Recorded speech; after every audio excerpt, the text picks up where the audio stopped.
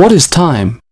Everything that happens in the universe can be characterized as an oscillation process, both on the microcosm and macrocosm levels. The orbital revolution of electrons around a nucleus, the revolution of the Moon around the Earth, and the Earth and the planets around the Sun, the galactic rotation.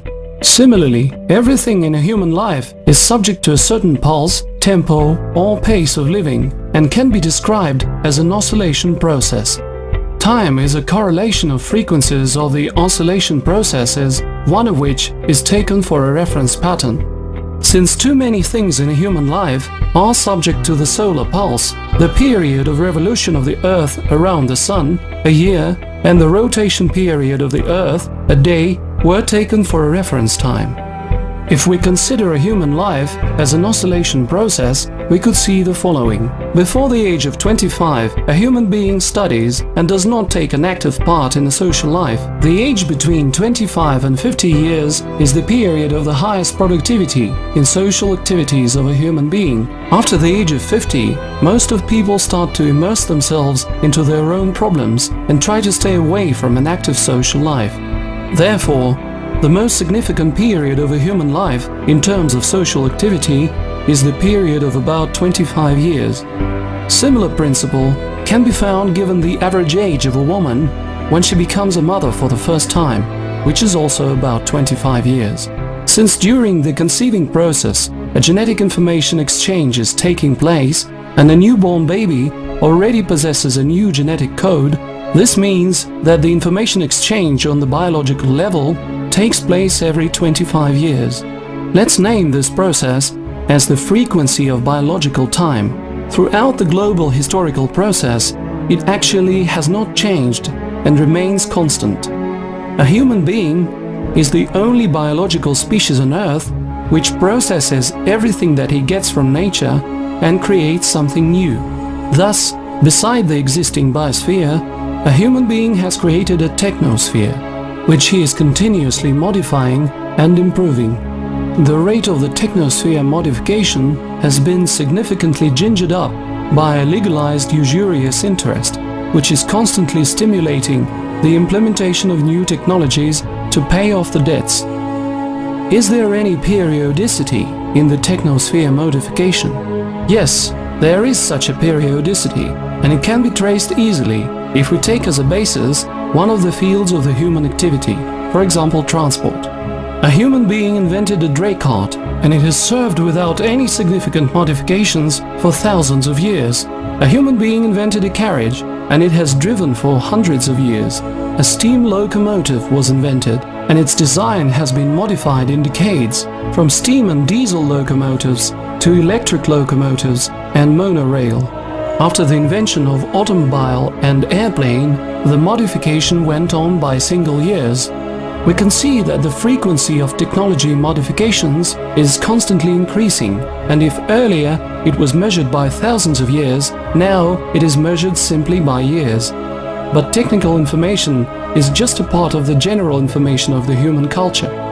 Basically, the whole culture is subject to the same law of variation, if we understand the culture as all the information beyond genetics. So let's name this frequency of information updating beyond the genetic level as the frequency of social time. The correlation of the biological time and the social time frequencies and their interrelation in the global historical process was named the law of time. Let's see how these frequencies are correlated. If earlier, during many hundreds and even thousands of years, the biological time frequency had been higher than the social time frequency, in the second half of the 20th century, the situation changed fundamentally.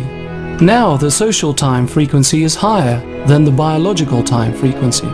In the first half of the 20th century, when the biological time and the social time frequencies concurred, an event which in engineering is called resonance took place in the life of mankind.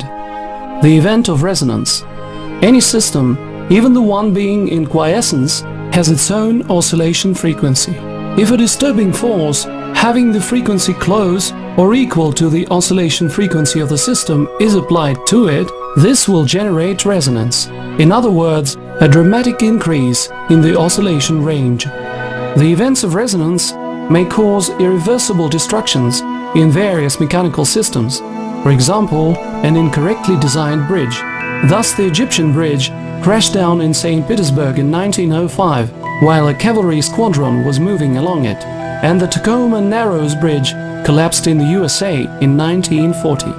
The mankind managed to pass through this period of time and survive because this period was insignificant in terms of its duration relative to the whole historical process, and the population of our planet has not reached the critical mass by that time, though the world had been shaken by a number of wars and revolutions. This period is named the Revelation or Apocalypse in the Bible. Currently, numerous changes in the information status of the society take place in the world during the life period of an individual human being and the life of a generation. The attitude of people to what is going on around them also changes. Therefore, the logic of social behavior of people has changed after the second half of the 20th century. In the period of time preceding the change of the logic of the social behavior, a human being came into the world, received some information, and that information has remained unshakable until the moment the human being left the world. The one who was initiated into some secret or sacred knowledge at the beginning of life could prosper until the end of his life due to monopoly of this knowledge. The one who did not get such initiation had to work hard, for example, digging the ground. Now the time of initiations is over. They have lost any sense as a result of the increasing social time frequency. The rate of the technological development can be illustrated by the information provided by Cisco chief futurist Dave Evans. Today we know 5% of what we will know in 50 years. In other words, in 50 years, 95% of what we will know will have been discovered in the past 50 years. The world's data will increase sixfold in each of the next 2 years, while corporate data will grow 50-fold. Within 2 years, information on the internet will double every 11 hours. By 2015, the mankind will create information content equivalent to 92.5 million libraries of Congress in 1 year. Under the social behavior logic that has changed, a human being either learns and masters new knowledge continuously, reviews and revises his stereotypes, or moves to the dump of history. To be adapted to a rapidly changing world, a human being must be able to learn and master new knowledge continuously during all his life, and for this he must be able to learn by himself. A method for conceiving and mastering new knowledge must be developed. The main principle of the mankind enslavement is based on the use of the monopoly of knowledge. A small group of parasites sitting on top of the social pyramid possesses comprehensive and complete knowledge belonging to the whole mankind, and the closer the base of the pyramid is, the less knowledge is provided to people.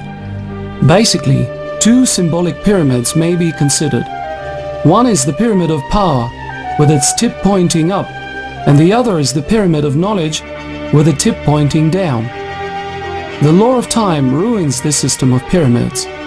A contemporary slaveholder, a master of working men, has to provide his slaves with new knowledge continuously, to make them work better and produce a profit while the social time is speeding up. But if the slaves get more and more knowledge, they will not be slaves anymore.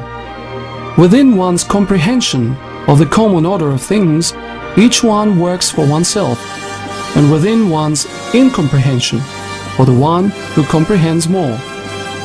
The comprehension of the law of time and the helplessness of the present-day slaveholders in relation to it are expressed by Alexander Sergeyevich Pushkin in his great poem Ruslan and Ludmila with the following words: "From sky the stars he'll pluck, I'll wager, or shift the moon that sails on high, but change the law of time and aging he cannot, hard as he may try."